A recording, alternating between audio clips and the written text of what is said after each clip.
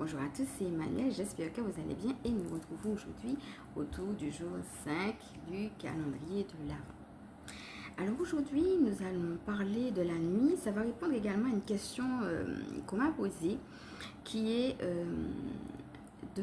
en termes de conseils et aussi en termes de constat. Et c'est une personne qui constate qu'elle a souvent énormément de pensées négatives et elle se réveille avec des pensées négatives. Donc elle en a pendant la journée, mais ce qui la frappe, c'est de se réveiller avec énormément de pensées négatives dès le matin. Et donc aujourd'hui, on va parler de la nuit avec un petit protocole.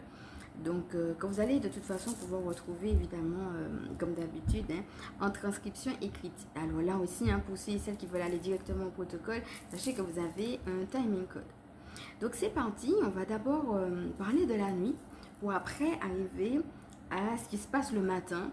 Donc là encore, je redis que je ne suis pas médecin et ce que je vais vous dire, ça sera vraiment de point de vue spirituel. Ici, on est sur une chaîne de spiritualité. Donc, je vais aborder les choses d'un point de vue spirituel et bien entendu, garder votre discernement pour vous parce que si ça relève de la maladie ou d'une pathologie quelconque et que vous avez besoin d'un spécialiste, eh bien, sachez que eh bien, vous êtes amené à y aller. D'accord? Moi, je suis chaman. Donc voilà, maintenant que cette parenthèse est faite, c'est parti. Et nous allons commencer par réaliser que la façon dont vous vous réveillez le matin a beaucoup à voir avec la façon dont vous couchez la nuit. Et c'est pour ça que je vais commencer par parler de la nuit.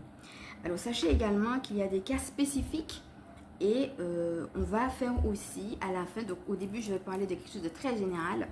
Et à la fin, on va vraiment parler des cas spécifiques et effectivement des démons qui peuvent expliquer qu'il y ait autant de pensées négatives et qui reviennent. Alors la première chose, c'est le fait de se décharger par écrit des tâches non accomplies. Alors, une des choses qui peut provoquer le fait d'avoir beaucoup de pensées, c'est le fait de ne pas accepter qu'on n'a pas fini certaines tâches. Comme si on avait une to-do list. Et il y a deux choses à voir, c'est qu'on n'a pas fini les tâches, mais aussi comment nous on se voit. Comme si une impression d'être un peu diminuée ou inachevée parce que j'aurais dû finir ça. Ça va me faire prendre du retard demain. Donc un rapport au temps a changé, mais un rapport à soi a changé.